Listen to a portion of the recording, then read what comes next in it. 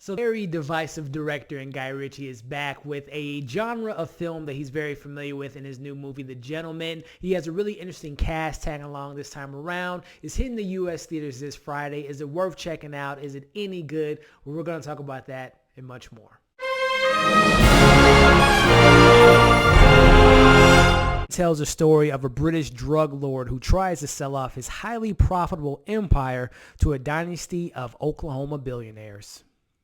What's going on, everybody? Elliot from Movie Pals back with a brand new movie review, and today we're talking about the new Guy Ritchie film, The Gentleman. Very excited to talk about this film in my non-spoiler review here, but before we dive into it, for those that are new to this channel, definitely consider subscribing to my channel. Hit that bell so you can stay up to date with all my new movie reviews, TV reviews, trailer reactions, unboxings, and giveaways, and all the fun things we do on this very channel. And if and when you've seen this new film, The Gentleman, I want to know what you thought of this movie, guys. Let me know in the comments below. Did you like it? Did you hate it? Where does this movie kind of rank for you as far as Guy Ritchie films? Let's have some fun discussions in the comments below. So let's kick this review off with the positives. First and foremost, as I had mentioned at the beginning there at the top, Guy Ritchie's kind of a divisive director for some people. For me, he's kind of more in the positives than he is negatives, in my opinion. You know, I think of when he first came out with The Lock, Stock, from a Snatch, seeing him in films directing, the Sherlock Holmes films. I like the first one more than the second one.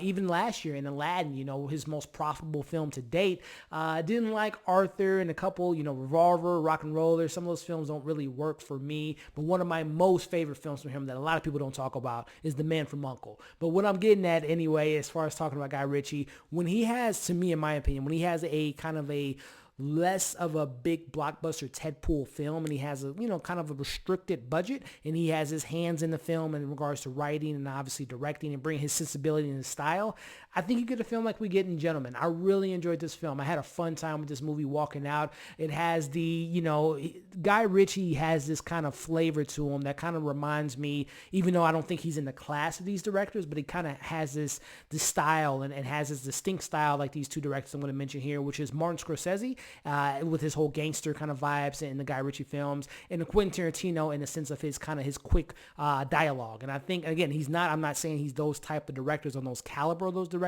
but when Guy Ritchie hits that beat and hits those things that he's used to doing in a Lock, Stock, in a Snatch, I think that's when he's at his best. And I saw a lot of that in this movie, not to the caliber of those films, but they just had the bones and the foundation and some of the characteristics that we see in some of those films. And speaking of those characteristics, speaking of the cast, really cool cast here, in my opinion. There were definitely some standouts, but just speaking of the supporting cast members, you have a Charlie Hunnam, who's, in my opinion, still is trying to get that movie where he's standing out and one of the more likable characters. And in this film, he's very likable. There's nothing wrong with his performance, but nothing too over the top that really outshine the other cast members. I thought he was just fine and perfectly casted in his role. I think of a Henry Golding, who's been in the scene for the last 2 years, from a Crazy Rich Asians to A Simple Favor. Seeing him last year in the movie with Emilia Clarke, the Christmas film. He's always playing someone different. He's definitely playing someone different in this film, and I really kind of enjoyed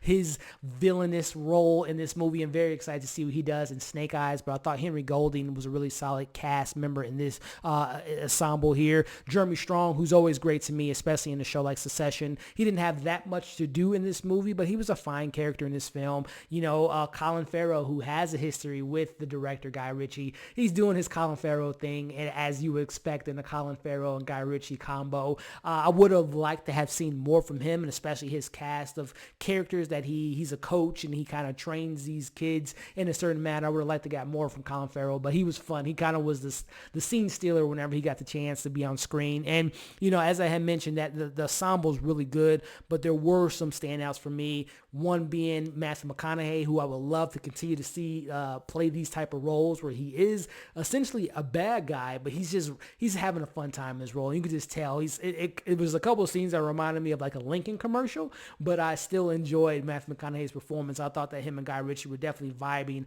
on the right levels there, and I really enjoyed his character, and I would love to see him, as rumors have it, maybe appearing in a Batman film or maybe in an MCU film as a villain. I'm a big Matthew McConaughey fan. I really enjoyed his role in this movie. Hugh Grant, someone else who doesn't play these type of roles, at least that I've seen, at least in a long time. Hugh Grant's kind of this reporter who thinks he knows everything, and it's kind of a very pivotal part in this movie, and I thought he had a blast with his character. But really the one that really stood out to me personally was Michelle Dockery, who I'm not too familiar with. I know she's in the Downton Abbey show and in the movie as well, but I'm not too familiar with her work. She was great to me. Her and Matthew McConaughey's dynamic as this husband and wife couple, this empire that they've built together, was just so great, and I would have loved to have seen more moments with them. But I thought Michelle Dockery and her back and forth with Matthew McConaughey was great, and they were really, really some great moments in the film from those two. Going back to Guy Ritchie, like I said, man, one of the things I really enjoyed from his direction in this movie was he knew what he was doing. He knew what this film was about. He had a hold of his characters and his story and where he wanted it to go, and it was just a fun movie. Again, when Guy Ritchie's doing things that he loves, when he's getting to play in this sandbox that he's familiar with, I think he shines at his best. So I really enjoyed his direction in this movie. Kind of transition into some of the criticisms here as I think about it. In Guy Ritchie's films, this is a quick film. This is under 2 hours. I would have liked to have explored these characters more, because I would say there's not that much character development because we're moving so quickly in the way they tell the story, and I won't give too much away, but the way that they tell the story from Hugh Grant's character to Charlie Hunnam, it doesn't really give you enough time to know who these characters are outside this particular situation. So there's really not much of the character starts here and they end here. You're just seeing the character in this situation and how they handle the situation by the end of the film, but you're not really getting that much character development, which is probably my biggest thing with this film. There's some really colorful characters, some funny characters, but you don't really spend enough time with them to know who they actually are. And that was probably my biggest thing. And as well as there's a little bit of pacing issues, in particularly in the first half of the film. I thought the second half was really the strongest part of the film, where it just had this liveliness to it and this beat and this rhythm to it that I really enjoyed. And the third act really ended pretty solid to me, and it was very meta at times, but I would definitely say my two criticisms would be lack of character development and a little bit of pacing issues at the beginning.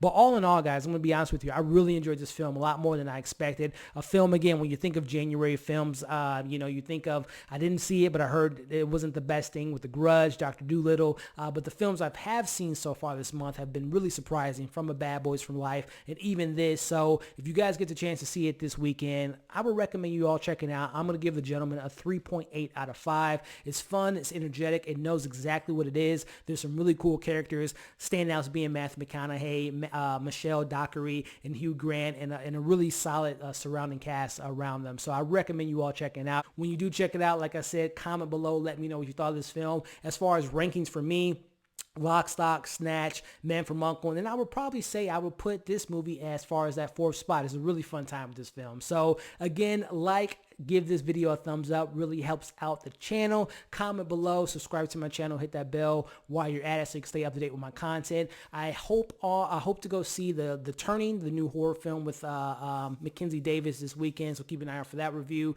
TV reviews for HBO, The Outsider, and many more things coming pretty soon. Thank you all for watching this review. Follow me on all my social media accounts, which you can find in the description below. Thank you again for watching this video, and we'll see you on the next one.